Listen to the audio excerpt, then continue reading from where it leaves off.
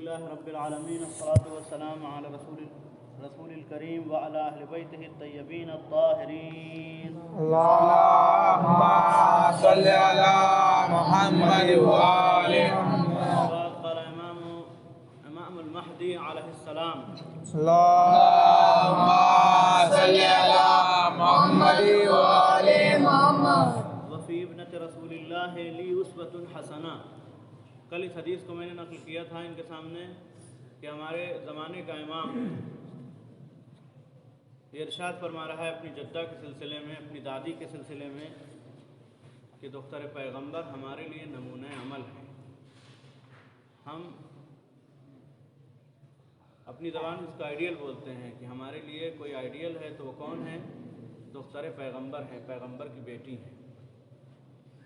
امام معصوم کے لیے اگر کوئی آئیڈیل ہے، ہمارے لیے آئیڈیل کون ہے؟ امام معصوم ہیں. ہمارے لیے پوری کائنات کے انسانوں کے لیے کہ انسان اگر کسی کو اس میں حسن چاہتا ہے کہ وہ نمونہ عمل قرار دے، ہم کو کیسے عمل کرنا چاہیے. کیا مطلب؟ ہم کسی کو دیکھتے ہیں، دیکھنے کے بعد پھر اس کے حساب سے عمل کرنا چاہتے ہیں. کسی عالم کو دیکھتے ہیں، کسی کو بھی دیکھتے ہیں، کسی بھی اب جو اس زمانے میں لوگ ایکٹر کو دیکھتے ہیں، دیکھنے کے بعد پھر اپنے آپ کو اس طرح بنانے کی کوشش کرتے ہیں. لباس اس کے جیسا پہننا چاہیں گے، بال اس کے جیسے رکھنا چاہیں گے. کیوں؟ تاکہ وہ یہ لگے کہ یہ فلاں کو جو ہے وہ بہت چاہتے ہیں. اب آپ سوچیں کہ امام زمانہ علیہ السلام یہ کہیں کہ ہمارے لیے اگر کوئی آئیڈیل ہے، کوئی نمونہ عمل ہے، وہ کون ہے؟ صدیقہ طاہرہ کی ذات گرامی ہے. آپ سوچیں کہ امام جو اللہ نے جس کو امام قرار دیا ہو وہ اپنی جدہ کو کہے کہ ہم دنیا کے لیے نمونہ عمل ہو سکتے ہیں مگر ہمارے لیے اگر کوئی نمونہ عمل ہے تو وہ شہزادی کونین کی ذات ہے. اب آپ سوچیں کہ وہ شہزادی کہ جس کے صحیفے سے ائمہ فائدہ اٹھاتے تھے، اس کا کلام کتنا زبردست ہوگا، اس کے کلام میں کیسے الفاظ شہزادی نے استعمال کیے ہوں گے، اس کا کلام کوئی برابری نہیں کر سکتا ہے. پہلا جملہ جہاں سے شروع کیا خطبہ، فرمایا بسم اللہ الرحمن الرحیم الحمدللہ علی ما انعم. اللہ کی حمد و ثنا ہے ان نعمتوں پر جو اس نے عطا فرمائی ہیں. سب سے پہلے آپ ذرا ماحول کو سمجھیں کہ ایسی جگہ پہ کھڑی ہیں کہ جہاں صرف دشمن ہیں، حق کو غصب کر لیا گیا ہے، شوہر کے گلے میں رسی باندھ چکے ہیں، بیوی کا پہلو شکستہ ہے، دربار میں کھڑی ہیں. حالات وہ ہیں کہ جہاں کھڑا ہونا ممکن نہیں ہے. ایسی حالت میں بیوی کھڑی ہوں اور کھڑے ہونے کے بعد ایک طویل خطبہ دیں. اب سے اس شہزادی کی قوت کا عالم کیا ہوگا کہ کیسے شہزادی نے اس دربار کو خطبہ دیا کہ جہاں صرف دشمن ہو اور کوئی دوست نہ ہو، کوئی جو ہے وہ مدد کرنے والا نہ ہو. وہاں پر ایسے ماحول میں کہ جہاں ایک لفظ بولنا مشکل ہو، ایسے ماحول میں کھڑی ہو کر کے شہزادی خطبہ دے رہی ہیں. پہلا جملہ کا الحمدللہ علی ما انعم، اللہ کی حمد و ثنا ہے ان نعمتوں پر جو اس نے عطا فرمائی ہیں. سب کو عطا کی ہیں اس نے. وَلَهُ الشُّكْرُ عَلَى مَا الْحَمْدُ، اور شکر ہے اس نعمت پر، اس سمجھ پر جو اس نے اچھائی اور برائی کی تمیز کے لیے ہم کو عنایت کی. پروردگار عالم نے انسان کے اندر ایک قوت کو رکھا ہے کہ جس کو الہام کہتے ہیں، قوت الہامی انسان کے اندر رکھا. انسان کے نفس کے اندر ایسی طاقت کا نام ہے الہام کہ جس کے ذریعے سے وہ اچھائی اور برائی میں تمیز کر سکتا ہے. الہام، اللہ نے الہام رکھا اس سے. شہزادی کیا کہہ رہی ہیں؟ وَالشُّكْرُ عَلَى مَا الْحَمَ، شکر ہے اس چیز پر کہ جس الہام کی صورت میں خدا نے ہمارے اندر رکھا ہے. وہ اچھائی اور برائی میں تمیز کر سکتا ہے. اس طاقت کو حجت باطنی کہتے ہیں اور اسے عقل یا وجدان کہا جاتا ہے. کبھی کبھی اسے ہم اس کو ضمیر سے بھی یاد کرتے ہیں. انسانی ضمیر میں اللہ نے وہ قوت دی ہے کہ وہ انسان کو اچھائی اور برائی کی طرف سے فوراً متوجہ کر دیتا ہے. الحمد کیا کہا؟ جو لفظ استعمال کیا ہے کہ خداوند عالم نے انسان کے اندر ایک ایسی قوت کو پیدا کیا ہے کہ جیسے ہی کسی برائی کی طرف پڑھتا ہے فوراً نفس کہتا ہے یہ برا ہے. کسی کو مارنا چاہتا ہے نفس کہتا ہے کہ برا ہے. جیسے جیسے انسان نفس اس کو متوجہ کرتا رہتا ہے کہ تم جو کرنے جا رہے ہو یہ غلط کر رہے ہو، یہ صحیح ہے. کسی بھی چیز کو دیکھتا ہے غلط اور صحیح کا فیصلہ اس کے ذہن میں ہونے لگتا ہے، اس کا دل بتانے لگتا ہے کہ یہ صحیح ہے کہ غلط ہے. آپ تو شہزادی نے ایک لفظ کے ذریعے سے کتنی بڑی بات کہی ہے کہ شکر ہے اس خدا کا جس نے ہمارے اندر الہامی قوت کو رکھا ہے کہ جس کے ذریعے سے ہم اچھائی اور برائی کو سمجھ سکتے ہیں۔ اور خود قرآن مجید میں ارشاد فرمایا وَنَفْسٍ وَمَا سَوَّاهَا فَأَلْهَمَهَا فُجُورَهَا وَتَقْوَاهَا۔ سورہ شمس میں ارشاد فرمایا قسم ہے اس خدا کی اور اس نفس کی قسم ہے کہ اس نے مجھے اس لائق بنایا ہے کہ ہم اس کے ذریعے سے اچھائی اور برائی کی تمیز کر سکیں۔ اس خدا نے نفس کی قسم کھا کر کے کہا ہے کہ ہم نے تم کو ایسی قوت دی ہے کہ جس کے ذریعے سے تم اچھائی اور برائی کو درک کر سکو۔ یہ ایک جملے میں شہزادی نے کتنی بڑی بات کہی کہ شکر ہے اس خدا کا کہ جس نے ہمارے اندر قوت الہام کو رکھا۔ وَالثَّنَاءُ بِمَا قَدَّمَ مِنْ عُمُومِ نِعَمٍ ابتداءها، اور اس کی ثنا اور توصیف اور تعریف ہے ان نعمتوں پر جو لب کھولنے سے پہلے دے دیتا ہے۔ ہم نے ابھی طلب نہیں کیا تھا، خدا کی لاکھ لاکھ تعریف ہے اور اس کا لاکھ لاکھ شکر ہے کہ ہم نے ابھی اس سے کچھ نہیں کہا اور اس نے ہم کو نعمتیں دے دی۔ وہ خدا کون ہے؟ شہزادی ابھی توحید کی تعریف کر رہی ہیں۔ توحید کی تعریف میں پہلے جملے میں کہا اس کا شکر ہے کہ جس نے نعمتیں دی ہیں، اس کا شکر ہے کہ جس نے ہمیں قوت الہام سے نوازا ہے، اس کی ثنا اور حمد ہے اس چیز پر کہ جو اس نے ہم کو بغیر مانگے دے دی۔ ہم نے ابھی لب کو کھولا نہیں تھا اور اس نے دے دیا۔ یہ کیا چیز ہے؟ پروردگار عالم نے بہت سی نعمتوں کو اپنے بندوں کو بغیر طلب کے دے دیا، خود عنایت کی ہیں، اس نے کچھ نہیں مانگا۔ جیسا ہم دعائے رجبیہ میں پڑھتے ہیں، جو ابھی رجب آنے والی ہے، ماہ رجب جو ہے آنے والا، اس میں کیا یا من یعطی من لم یسألہ ومن لم یعرف، اے وہ کہ جو اس کو بھی دے دیتا ہے کہ جو ابھی اس نے سوال نہیں کیا تھا، ابھی مانگا نہیں تھا، وہ پہچانتا بھی نہیں ہے نعمت کو، تجھے بھی نہیں جانتا ہے، اس کے باوجود تو نعمتوں کو دے دیا کرتا ہے۔ شہزادی نے کیا کہا کہ اس کی حمد و ثنا ہے کہ جو اس وقت بھی عطا کر دیتا ہے جب انسان لب نہیں کھولتا ہے، اس وقت بھی دے دیا کرتا ہے کہ جب انسان اس کو جانتا بھی نہیں ہے، مگر اس کے باوجود خدا بند عالم اس بندے کو عنایت کر دیتا ہے۔ وہ کون ہے؟ بندہ اس کو مانتا ہے نہیں مانتا، اس کے باوجود خدا اس کو نعمتوں سے نوازتا رہتا ہے۔ اس کے بعد بھی فرمایا وَسُبُوغِ عَلَائِن أَصْدَاهَا، اس کی فراوان نعمتوں پر جو ہم پر نازل کرتا رہتا ہے۔ اتنی نعمتیں ہیں، اتنی زیادہ نعمتیں ہیں کہ جس کا شمار ناممکن ہے۔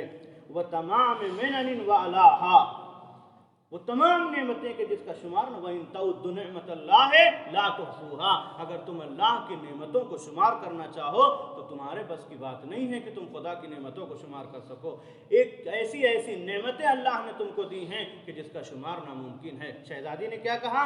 وہ نعمت اتنی فراوان نعمتیں دی ہیں کہ جس کا حساب انسان نہیں کر سکتا ہے۔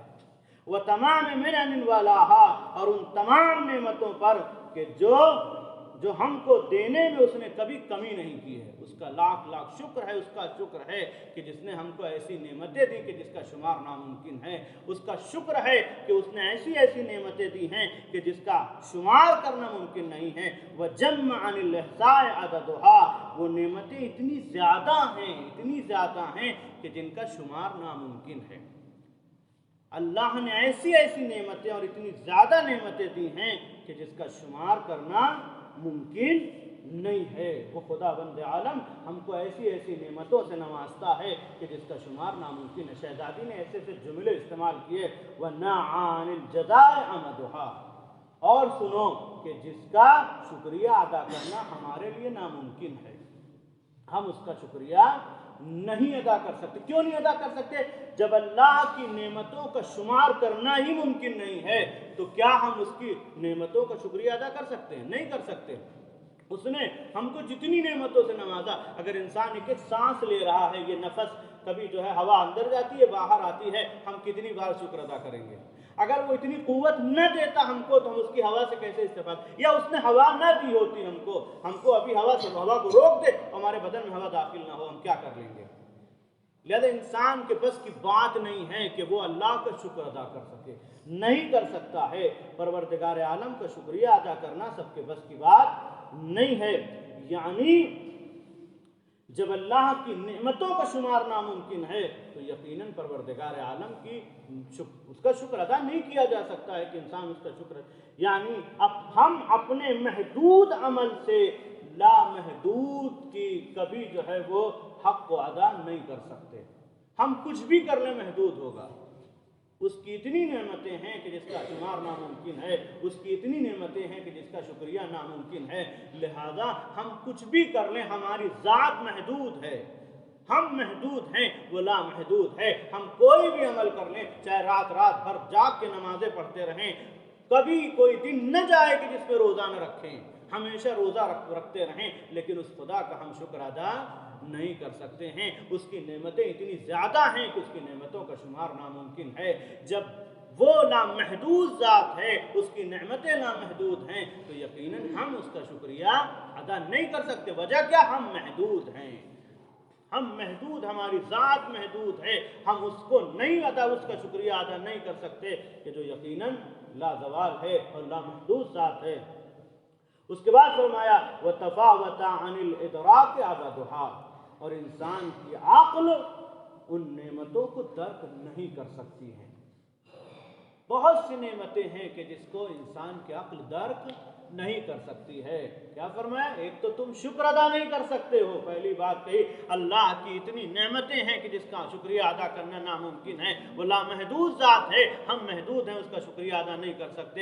اس کے بعد پھر فرمایا کہ ایسی ایسی نعمتیں ہیں کہ انسان کی عقل وہاں تک نہیں پہنچ سکتی ہے. کیسے؟ بہت سی ایسی نعمتیں ہیں کہ جہاں انسانی عقل نہیں پہنچی.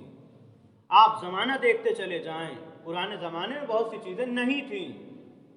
نعمت خدا کی سب کچھ پوری دنیا میں، انسان نے کسی چیز کو خلق نہیں کیا ہے، کچھ چیزوں کو جوڑا ہے، جوڑنے کے بعد اس نے بنا دیا ہے. اگر وہ چیزیں نہ ہوتی تو کہاں سے بناتا؟ انسان خالق نہیں ہے، انسان نے کچھ چیزوں کو جوڑ کر کے تیار کر دیا. دماغ کس نے دیا؟ اسی خدا نے دیا. ایسی ایسی نعمتیں پرانے زمانے میں، ان کا زمانہ الگ تھا، ان کے ہاں مثلا سواری نہیں تھی. کس پہ سواری کرتے تھے؟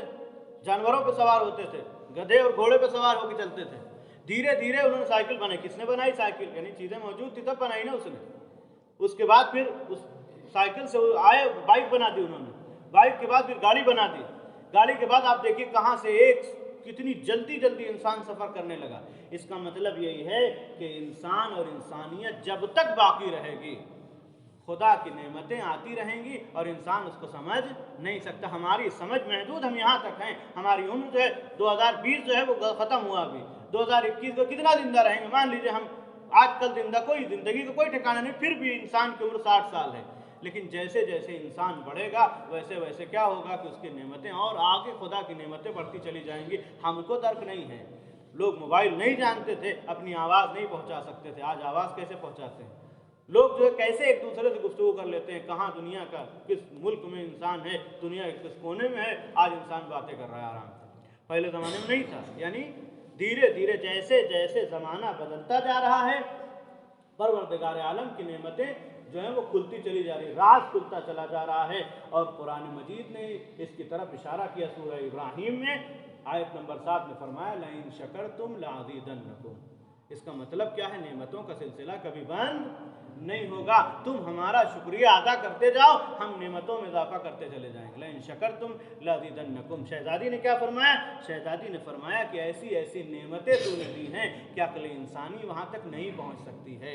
پھر قرآن مجید نے کیا کہا؟ لَإِن شَكَرْتُمْ لَأَزِيدَنَّكُمْ. اگر تم ہمارا شکریہ ادا کرتے جاؤ گے، ہم تم کو نعمتوں پہ نعمتیں دیتے چلے جائیں گے. اس کا مطلب یہ وہ لازوال ذات ہے، وہ لامحدود ذات ہے. لہذا شہزادی نے اس طرح سے تعریف کی، دیکھ لو وہ خدا وہ ہے کہ جو زمانہ بدلتا چلا جائے گا اس کی نعمتوں میں کوئی کمی نہیں ہوگی. جیسا جیسا زمانہ آتا جائے گا ویسے ویسے نعمتوں میں اضافہ کرتا چلا جائے گا. لہذا وہ تعریف کی ہے خداوند عالم. شہزادی نے سب سے پہلے خطبہ میں اپنے توحید کا اعلان کیا ہے، اس کے بعد پھر پیغمبر پہ صلوات پڑھی اور پیغمبر کی تعریف کی ہے. آج بس یہیں تک، انشاءاللہ کل اس کے آگے بیان کیا جائے گا. وصلی اللہ علی محمد وآلہ الطاہرین.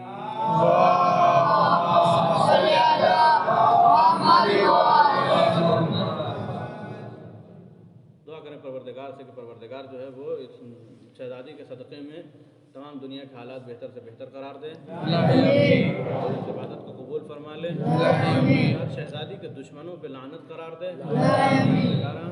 ہم چونکہ شہزادی مرضیہ ہیں، اللہ جو ہیں وہ شہزادی کی مرضی سے راضی ہوتا ہے. خدایا ہم سب کے اعمال سے شہزادی کو راضی فرما دے. ہمارے مولا کے ظہور میں تاجیل انصار میں شمار فرما اللہم صلی علی محمد و آل محمد اللهم صل على